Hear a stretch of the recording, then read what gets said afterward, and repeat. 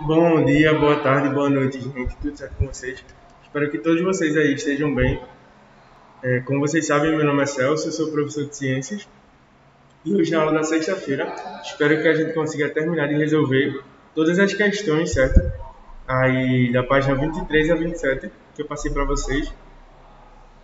E é uma forma de revisar os conteúdos e de poder melhorar aí o aprendizado de vocês, certo?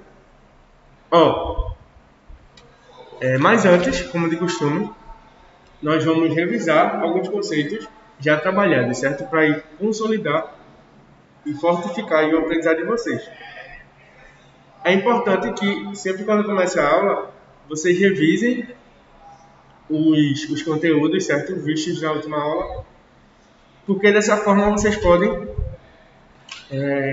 melhorar o aprendizado de vocês, porque vocês vão estar sempre se lembrando das coisas, certo? Nós estudamos o capítulo 1, intitulado de estados físicos da matéria, certo? Nós vimos que matéria é tudo aquilo que ocupa lugar no espaço e ela vai ser formada por átomos, que vão ser a menor parte da matéria, certo? Nós vimos que a matéria pode ser bem pequena, com sua menor parte, que é um átomo, até grande, tão quanto uma montanha, certo? E a matéria, ela vai ser a união de átomos, que vai formar moléculas, e a união de moléculas que formam substâncias, sendo substâncias uma parte limitada da matéria, certo? Eu falei também que existem os estados físicos da matéria, que são 3: sólido, líquido e gasoso, certo? E o que vai explicar esses 3 estados físicos da matéria é a possibilidade de união entre os átomos. Quando os átomos estão muito unidos, vai se ter a forma sólida. Quando os átomos estão muito separados, vai se ter a forma gasosa. Se eles estiverem mais ou menos juntos, nós vamos ter a forma líquida, certo? Eu falei para vocês também que em laboratório existe o quarto estado físico da matéria, que é chamado de plasma, certo? E a variação da matéria existe por conta de 2 motivos. O primeiro é as diferentes organizações do átomo. E o segundo é pelas diversas possibilidades de junção dos átomos, certo? Existem mais de 100 tipos de átomos que podem se juntar de milhões e milhões de formas. Como eu falei para vocês que o grafite e o diamante, por exemplo, são feitos unicamente da mesma substância, que é o carbono, sendo que grafite e diamante foram expostos a pressão e temperaturas diferentes em tempos diferentes, certo? E aí eles vão ser substâncias diferentes, certo? Eu falei para vocês que existem as características do sólido, as características do líquido e as características do gasoso. O sólido são substâncias duras e incompressíveis, não possuem espaços vazios, possuem o espaço interno ordenado, um sistema geometricamente alinhado, baixo grau de movimentação das moléculas, baixa velocidade de fluxo e baixa capacidade de difusão, certo? E vão apresentar tanto forma quanto volume fixos e próprios. Já o líquido, ele pode ser gerado a partir ou da fusão de um sólido ou da condensação de um gás, certo? Ele vai ter uma maior proximidade das moléculas comparado ao gasoso, mas vai ser mais afastado se comparado ao sólido, certo? Os líquidos vão ter o volume inalterado e a forma adaptável, dependendo aí da região onde eles estiverem, certo? No estado gasoso, vamos ter as moléculas com grande grau de liberdade, e essas moléculas vão estar dispersas, com grande movimentação. As moléculas do gás não interagem entre si. Elas podem sofrer tanto compressão quanto expansão e vão possuir volume e forma variada, certo? Existem ainda as mudanças do estado físico da matéria, certo? Que são 5 ao total. Nós vamos ter sólido, líquido e gasoso. Do sólido para o líquido, a fusão. Do líquido para o gasoso, a solidificação. Do líquido, me desculpem, sólido, líquido e gasoso. Do sólido para o líquido, a fusão. Do líquido para o sólido, solidificação. Do líquido para o gasoso, vaporização. E do gasoso para o líquido, condensação. E se eu for direto do sólido para o líquido, vamos ter a sublimação, certo? Eu falei para vocês que enquanto maior a temperatura, menor a pressão. Enquanto menor a temperatura, maior a pressão, certo? E nós falamos sobre 5 tipos de mudança de estado físico da matéria, certo? Falamos sobre a solidificação, que ela vai liberar calor para o meio, fazendo com que suas moléculas fiquem mais paradas e possam se interagir mais. Falamos sobre a fusão, que vai ser a mudança do estado sólido para o líquido. Falamos sobre a vaporização, que vai ter 3 formas de ocorrer. Quais são elas? Evaporação, ebulição e calefação, sendo que o que vai diferir entre as 3 é o tempo. Na primeira, que é a vaporização, o tempo é lento e ela geralmente é de forma natural. Na ebulição, por exemplo, quando a gente coloca água para ferver, que o tempo é médio, certo? De aquecimento. E na calefação é instantâneo. Lembrando que a evaporação serve para formar as nuvens. Nós vamos ter ainda a condensação, que é a mudança do estado gasoso para o líquido, a partir da perda de calor e redução da agitação das moléculas.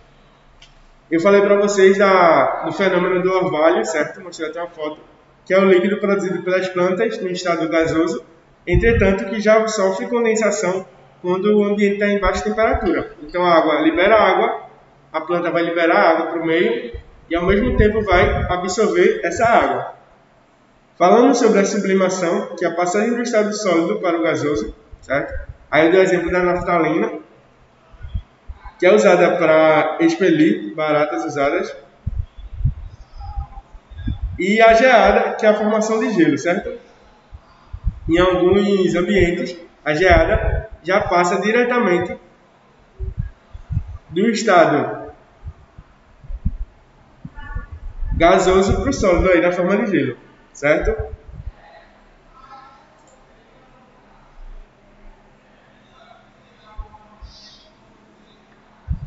Eu também falei sobre temperatura e mudanças de estado. Eu falei que a temperatura vai indicar o grau de agitação das moléculas e o calor ele vai medir a energia térmica em trânsito, certo? Se um corpo com menor temperatura para o de menor temperatura. Sempre vai passar do corpo com maior temperatura para o corpo de menor temperatura, certo?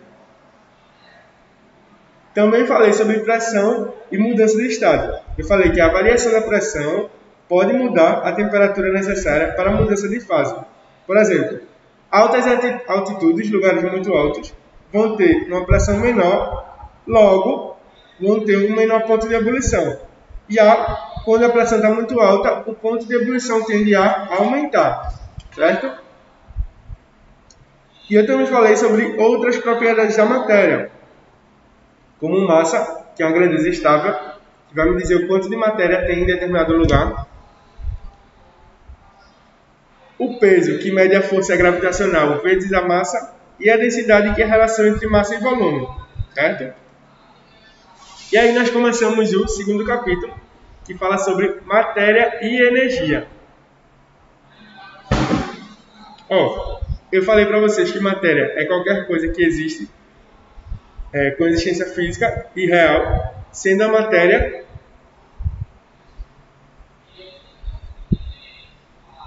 o que os materiais ao nosso redor são feitos, certo? A energia é o que não é matéria, certo? O que não é matéria vai ser energia. A energia está relacionada com 3 coisas: trabalho, ação e movimento. Como som, luz, sensações térmicas, como frio e calor. Existem as grandezas físicas, divididas em dois grupos, primitivas e não primitivas, sendo as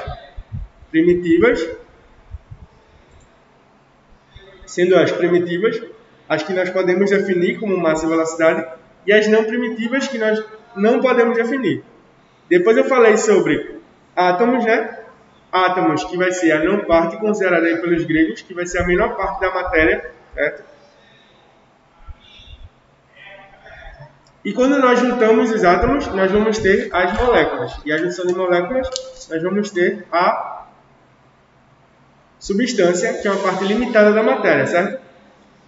Eu também fiz uma pergunta para vocês, como nós podemos medir a matéria? E nós medimos a matéria a partir da massa, certo? Quando nós botamos alguma coisa na balança, nós não temos peso, nós temos massa. Por quê?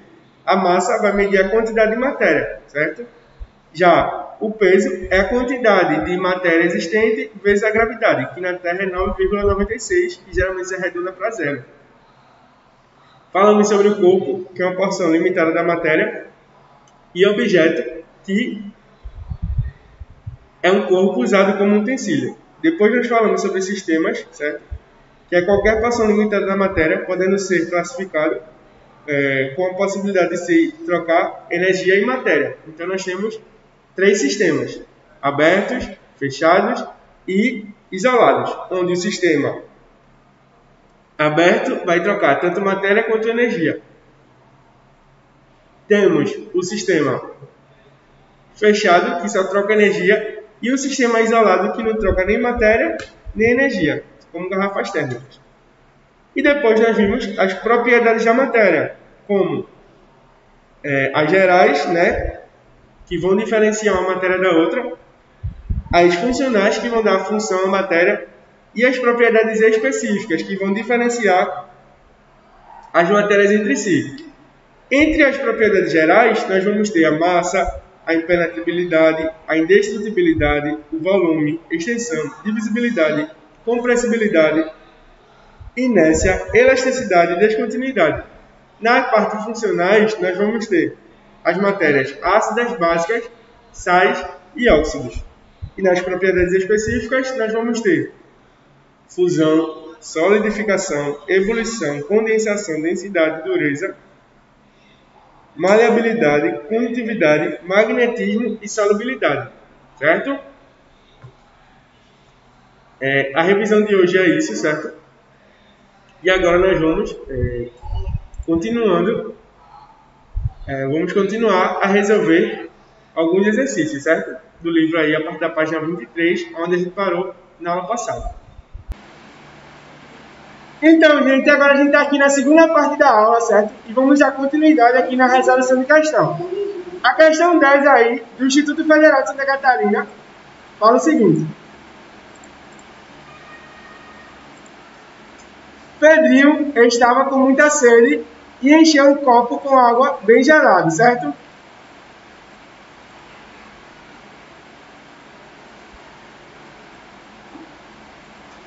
Antes de beber, observou que o copo ficou todo suado por fora, ou seja, cheio de pequenas gotículas de água na superfície externa do copo. É correto afirmar que tal fenômeno é explicado pela sublimação. Não pode ser, porque a gente só está falando de estado líquido, certo? E sublimação é do sólido para o gasoso ou do gasoso para o sólido.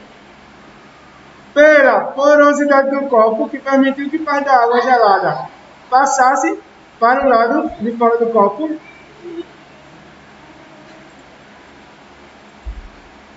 Certo? Pela letra C, pela vaporização da água do copo para fora do copo. Se fosse vaporização, não ficaria gotículas de água presas fora do copo, certo? A água apenas sairia para o meio de fora. Letra D. Pelas correntes de convecção formadas em função do aquecimento da água gelada pelo meio ambiente. Correntes de convecção é o seguinte. Existem 3 formas de o calor ser transmitido de um lugar para o outro. eles são os seguintes: condução, convecção e radiação. O segundo tipo, que é a convecção, ele só vai ocorrer em líquidos e em gases, certo? Como é que isso acontece? Sempre quando algo está muito quente, um gás quente, um líquido quente, ele fica mais leve e ele tende a subir, certo? E o que é frio é mais pesado e ele tende a descer. O quente sempre sobe e o gelado sempre desce, certo? Isso é a convecção. Sendo que esse fenômeno não tem relação com o fenômeno aqui das gotículas de água explicadas aqui pela questão, certo? Letra E, pela condensação dos vapores de água, certo? Da atmosfera em contato com o copo gelado. Ó, vocês já se perguntaram por que o copo, ou a garrafa, ou algum recipiente, quando está gelado, fica cheio de água ao redor? Isso acontece por quê? Não é porque o copo que está dentro, a água que está dentro, sai para fora. Não é por isso. É porque o ar que a gente respira já tem água, certo? A gente já vive numa umidade, ou seja, o ambiente já tem água naturalmente, certo? E quando esse ambiente com água se encontra com algum recipiente gelado, ele condensa, ou seja, ele sai do estado gasoso e passa para o estado líquido, certo? Então aqui seria a alternativa E, a resposta certa, certo? Questão 11, da Uncisal. A rapadura é um produto sólido, de sabor doce, tradicionalmente consumido pela população do Nordeste do Brasil. Originou-se das crostas presas às paredes das tochas durante a fabricação de açúcar. Atualmente, o posicionamento da rapadura como produto natural ou produto rural é um valor agregado que a diferença do açúcar refinado, seu principal concorrente, a produção de rapadura, a partir da cauda da cana, envolve as etapas apresentadas a seguir. As etapas para a produção da rapadura são as seguintes. As etapas para a produção do açúcar são as seguintes. Pegou a cana-de-açúcar, certo? E concentrou, ou seja, botou muita cana-de-açúcar. Aí a gente vai ter a modelagem e secagem, ou seja, você vai deixar o açúcar na forma correta. A gente pode usar essa concentração de cana-de-açúcar para produzir mel. E se a gente fizer a cristalização, que é um processo químico para tornar coisas sólidas em cristais, a gente produz o açúcar mascavo, certo? E se a gente fizer só a concentração junto com a moldagem e secagem, a gente produz a rapadura. E ambas são comercializadas e distribuídas, certo? Agora vamos para a pergunta. A pergunta é a seguinte: na concentração, a calda de cana é aquecido, o caldo de cana é aquecido até se transformar em um xarope denso e viscoso que borbulha na tocha. Quando atinge esse ponto, o xarope é transferido para um tipo de tanque redondo onde é moldada a rapadura. A concentração da calda de cana ocorre porque a água está sendo eliminada por... A água pode ser eliminada de 3 formas, não é isso? Evaporação, ebulição e calefação. Aqui a gente está num processo lento, certo? A partir de uma tocha. Então nós teríamos evaporação, certo? Como a resposta certa. Questão 12. Considere os pontos de fusão, PF, e de ebulição, PE, das seguintes substâncias, PF e PE, em temperaturas ambientes e em graus Celsius ambientes. Etanol, clorofórmio, iodo e éter etílico. O etanol tem um ponto de fusão, que é o ponto onde ele vai passar do sólido para o líquido a menos 177 graus Celsius, e o ponto de ebulição, que é quando ele passa do líquido para o gasoso em 78 graus. O clorofórmio tem um ponto de fusão a 63 graus e o ponto de ebulição a 61 graus. Iodo, 113,5 graus o ponto de fusão e 184 graus o ponto de ebulição. O éter etílico, menos 116 graus do ponto de fusão e 34 graus do ponto de ebulição.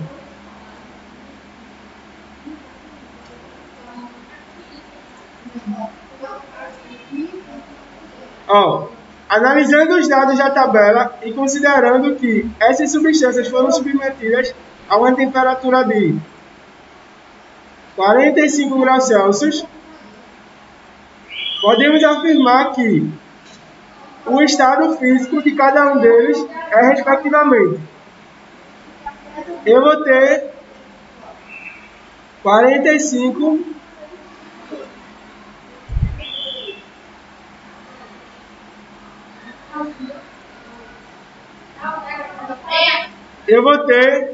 45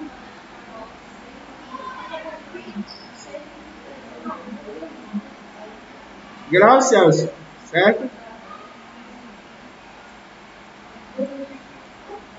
E aí eu vou ter os pontos de ebulição maiores e menores. Aqui quando é menor e aqui quando é maior, certo? Vamos voltar lá. 117 é do etanol, o etanol está aqui, é menor aqui.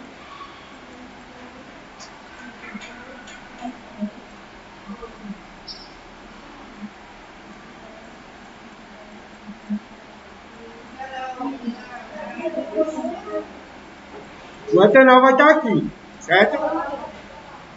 Clorofórmio também é menor que menos 63. Então vai estar aqui, só vou botar cloro.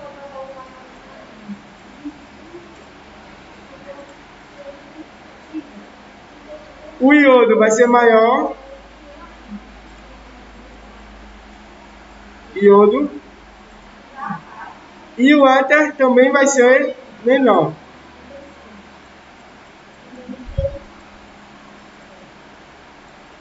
Isso aqui para o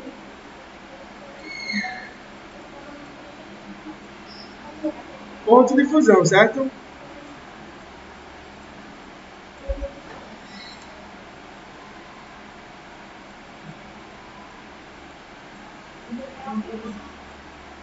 Certo? Agora a gente pode fazer a mesma coisa com o ponto de ebulição. Nós vamos ter 45 graus Celsius, certo? Para ponto de ebulição. E vamos ter os números que são maiores, que são menores, desculpa, e os que são maiores, certo? Vamos lá ver. 78 é maior que 45 aqui do etanol. Vou botar ET de etanol, certo? Clorofórmio 61 também é maior que 45. Clorofórmio. Iodo 184 também é maior. E o éter 34 é menor que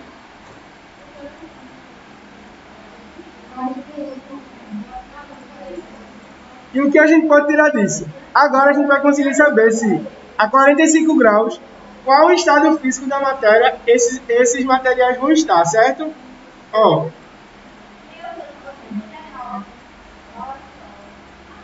O etanol, aqui no ponto de fusão, ele está menor que 45 graus e seu ponto de ebulição é maior. Então ele está dentro de uma escala, certo? Que vai fazer com que ele chegue no estado líquido. Então, não pode ser gasoso, não pode ser sólido, certo? O segundo, que é o clorofórmio, o ponto de fusão dele é menor a 45 graus e o ponto de ebulição maior a 45 graus. Então, ele também vai estar nesse meio termo. Ó, como é que vocês podem pensar? A gente vai ter a fusão e a ebulição, certo? Fusão é quando eu saio do sólido para o líquido e ebulição quando eu saio do líquido para o gasoso. E aqui do sólido para o líquido, certo? O espaço aqui que existe entre esses dois, eu vou estar no líquido, certo? O espaço entre o ponto de fusão e o ponto de ebulição é porque eu estou no líquido. Que é o que acontece aqui entre o etanol, que foi o primeiro, e o clorofórmio, então líquido, certo? Agora, o terceiro é o iodo, que o ponto de fusão é maior que 45 graus, certo? Então ele já se fundiu. E o ponto de ebulição também é maior que 45 graus. Então, se ele já tem um ponto de ebulição, se eu estou aqui a 45 graus, e o iodo, que está aqui, tem um ponto de ebulição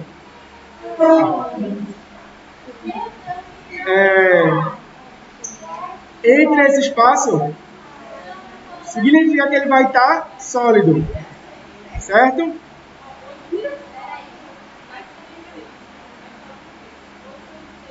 E aqui, agora o terceiro, o éter etílico,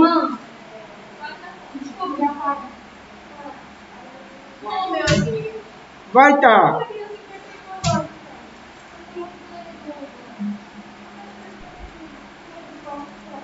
o éter etílico vai estar aqui, menor que 45 graus para o ponto de fusão e menor que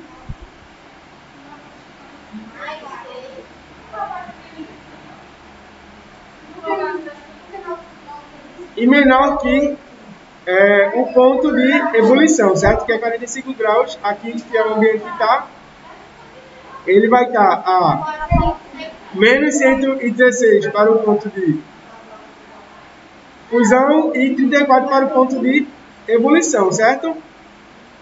Então ele vai estar aqui menor, estando aqui no intervalo, significa que ele vai estar no estado gasoso, certo? Gasoso.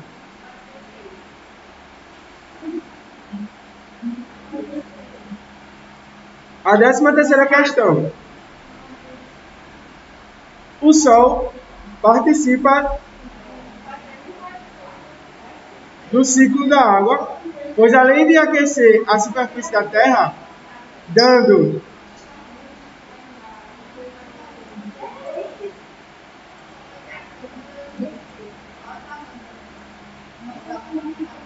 origem aos ventos, provoca a evaporação da água dos rios, lagos e mares. O vapor da água, ao se resfriar, condensa-se.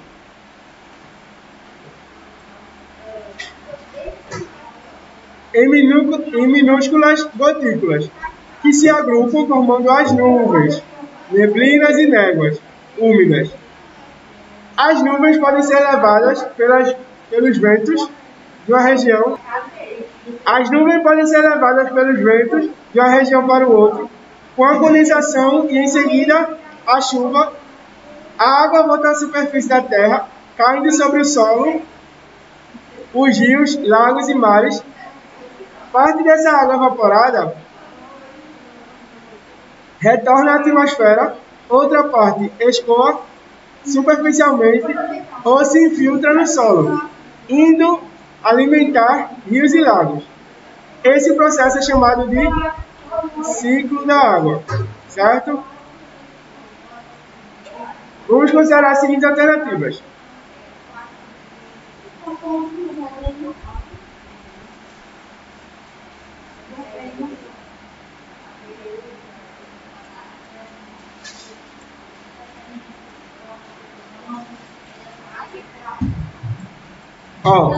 Primeira alternativa.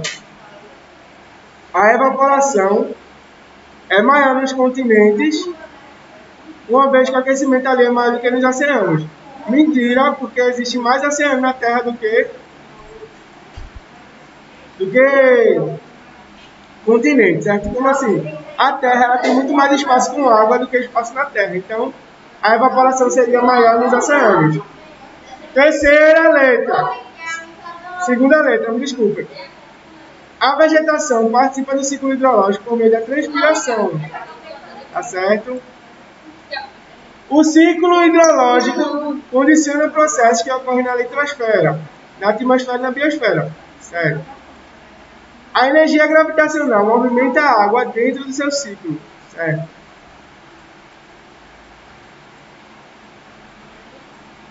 O ciclo hidrológico é possível de sofrer interferência humana, podendo apresentar desequilíbrio. Certo? Nós podemos mudar o ciclo da água de várias formas com o aquecimento global, mudando espaços de rios e mares, etc. A 1 está errada porque tem mais certas. Essa aqui também, porque tem a 1. A alternativa correta seria essa aqui,